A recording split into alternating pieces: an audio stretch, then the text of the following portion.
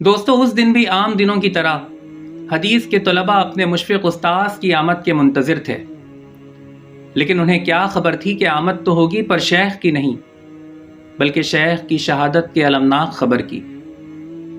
جب دور حدیث کی درسگاہ میں شیخ کی شہادت کی خبر کا اعلان ہوا تو سننے والوں کو یقین کرنا مشکل ہو گیا۔ ہر آنکھ اشکبار تھی اور ہر دل شدت غم سے پھٹا جا رہا تھا۔ دوستو، وطن سے محبت کرنے کے جرم میں ایک 65 سالہ بزرگ بعمل عالم دین کو خون میں نہلا دیا گیا ہے۔ وہ زبان جو صبح و شام قال اللہ اور قال رسول کی صدائیں دیا کرتی تھی، اسے خاموش کروا دیا گیا ہے۔ علم و عرفان کے ایک اور چراغ کو بجھا دیا گیا ہے اور تاریکی مزید گہری ہوتی چلی گئی ہے۔ سابق MPA اور شیخ الحدیث حضرت مولانا ادریس شہید رحمۃ اللہ علیہ کوئی معمولی شخصیت نہ تھے۔ آپ ایک ممتاز عالم دین اور عظیم روحانی پیشوا تھے۔ 3 دہائیوں سے احادیث نبویہ کی خدمت میں مصروف تھے اور شہادت کے وقت بھی ملک کی 2 بڑی دینی درسگاہوں یعنی جامعہ حقانیہ اکوڑا خٹک اور جامعہ نعمانیہ اتمانزئی میں شیخ الحدیث کے منصب پر فائز تھے۔ حضرت تقریباً 2500 طلباء کو بخاری اور مسلم سمیت دیگر کتب احادیث کا درس دے رہے تھے اور ان کے دلوں کو حدیث نبوی کے نور سے منور کر رہے تھے۔ 5 مئی 2026 کو آپ کو اس وقت ایک قاتلانہ حملے میں شہید کر دیا گیا جب آپ اپنے گھر سے مدرسے کی طرف جا رہے تھے۔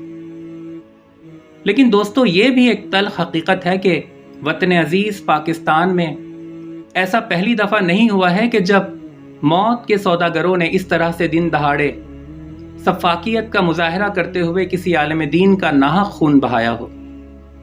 ایک طویل تاریخ ہے اور ایک لمبی فہرست ہے۔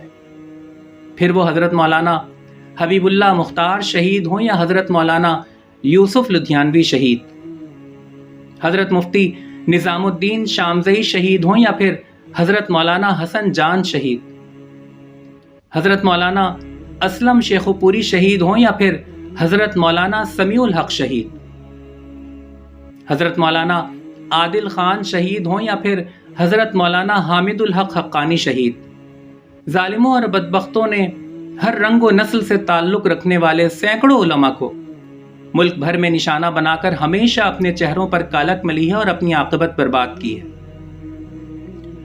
دوستو، اگر صرف گزشتہ 1 سال کی بھی بات کی جائے تو حضرت مولانا حامد الحق حقانی صاحب کو اکوڑا خٹک میں، مفتی شاہ امیر بزنجو صاحب کو تربت میں، مفتی عبد الباقی نورزئی صاحب کو کوئٹہ میں اور مولانا سلطان محمد صاحب کو وزیرستان میں شہید کر دیا گیا۔ لیکن افسوس کی بات تو یہ ہے کہ ہر بار عالم کی موت سے عالم کی موت واقع ہوتی رہی لیکن مارنے والے نامعلوم رہے۔ ہر بار وارثین انبیاء کی مظلومانہ شہادت سے اہل ایمان کے جگر پاش پاش ہوتے رہے لیکن مارنے والوں کا کوئی سراغ نہ مل سکا۔ خدا کرے کہ اس بار ریاستی ادارے ان نامعلوم افراد کا سراغ لگا کر انہیں گرفتار کر کے قانون کے کٹہرے میں لا سکیں تاکہ یہ انسانیت کے دشمن اور سفاک قاتل اپنے عبرتناک انجام سے دوچار ہوں۔